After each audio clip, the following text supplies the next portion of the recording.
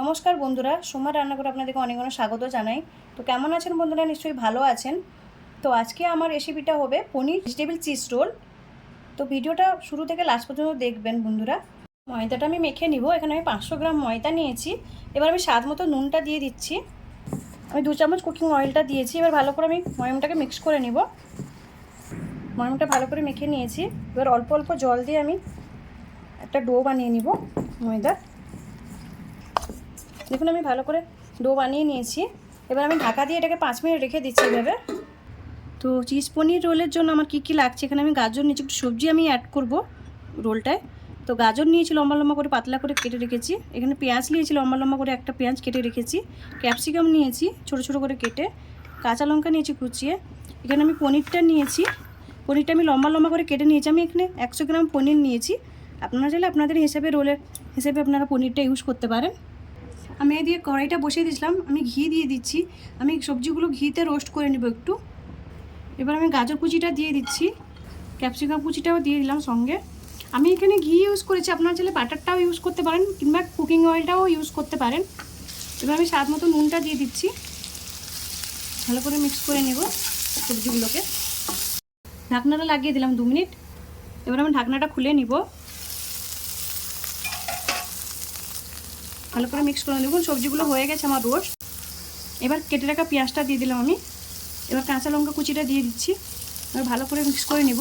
আমি যে কোনো জিনিস বাচ্চাদের জন্য বানালে সবসময় সবজি অ্যাড করি। তো এটা বাচ্চাদের জন্যই বানাচ্ছি, ওই জন্য একটু সবজি অ্যাড করেছি, কেন বাচ্চারা সবজি খেতে চায় না। তো এইভাবে কিছু বানিয়ে দিলে ওরা আরামে সবজিটা খেয়ে ফেলে। এবার কেটে রাখা পনিরটা আমি দিয়ে দিলাম। এবার এখানে আমি চিলি ফ্লেক্স দিচ্ছি। আপনারা একটু চাইলে ঝালটা কম দিতে পারেন। তো আমার ছেলে তো খুবই ঝাল খায়, ওই জন্য একটু ঝালটা আমি অ্যাড করছি বেশি।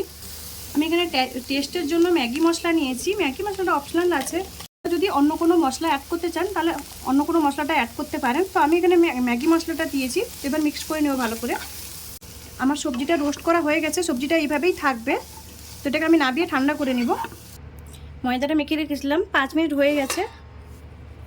এবার একটু দলে নিব হাত দিয়ে ভালো করে।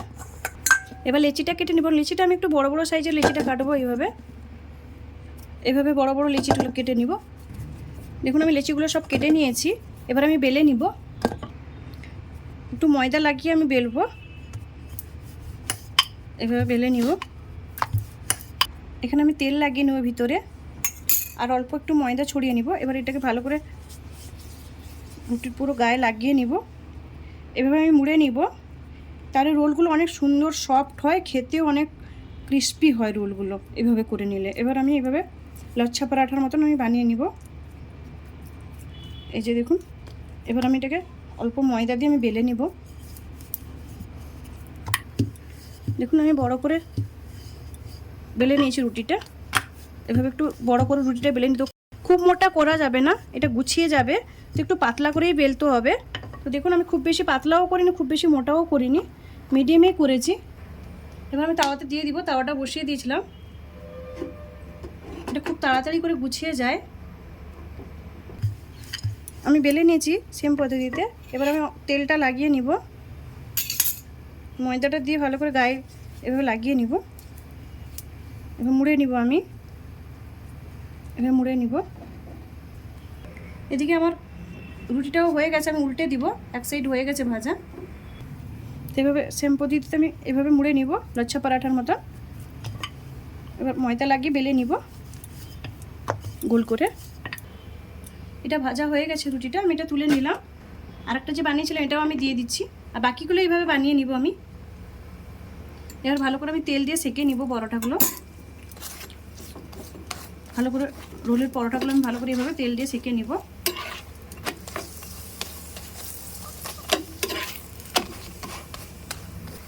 দেখুন এটা হয়ে গেছে, এটা আমি তুলে নিব। আর একটা আমি দিয়ে দিয়েছি। তো এটাতেও ভালো করে তেল লাগিয়ে নিব। এভাবে তেল লাগিয়ে ভালো করে উল্টে পাল্টে ভেজে নিব। দেখুন এভাবে উল্টে ভালো করে ঝেঁকে ঝেঁকে একটু ভেজে নিতে হবে, একটু লাল করে ভেজে নিতে হবে। তো এটাও হয়ে গেছে, এটাকে আমি তুলে নিব। এবার আমি রোলটা বানিয়ে নিব। তো রোলের মধ্যে আমি দিয়ে দিব। মশলাটা আমি দিয়ে দিচ্ছি। আমি টমেটো সসটা দিয়ে দিচ্ছি। টমেটো সস বাচ্চারা খুবই খেতে ভালোবাসে, তো এই জন্য সসটা আমি দিয়ে দিলাম। এবার আমি চিজটা নিয়েছি, চিজটা গ্রেট করে দিব উপর থেকে এভাবে। এবার এটাকে মুড়ে নিব, এভাবে হালকা হাতে মুড়ে নিব আমি। এখানে আমি বাটার পেপার নিয়েছি, বাটার পেপারের মধ্যে আমি মুড়ে নিব রোলটা এভাবে। এভাবে রোলটাকে আমি ভালো করে, দেখুন কত সুন্দর দেখাও যাচ্ছে, দেখতেও সুন্দর লাগছে, কত দেখুন ক্রিস্পি হয়েছে। আমি বলেছিলাম আগে, এইভাবে বানালে রোলটা ক্রিস্পি হয়, খেতে কিন্তু অনেক সুন্দর হয়। এই যে দেখুন দারুণ কিন্তু লাগে এইভাবে, আর সফটও থাকবে, অনেকক্ষণ সফট থাকে, টিফিনে দিলে অনেকক্ষণ এটা এইভাবে সফট থাকে। এবার আমি আরেকটাও এইভাবে সেম পদ্ধতিতে বানিয়ে নিব। স্টাফিংটা দিয়ে দিচ্ছি আমি।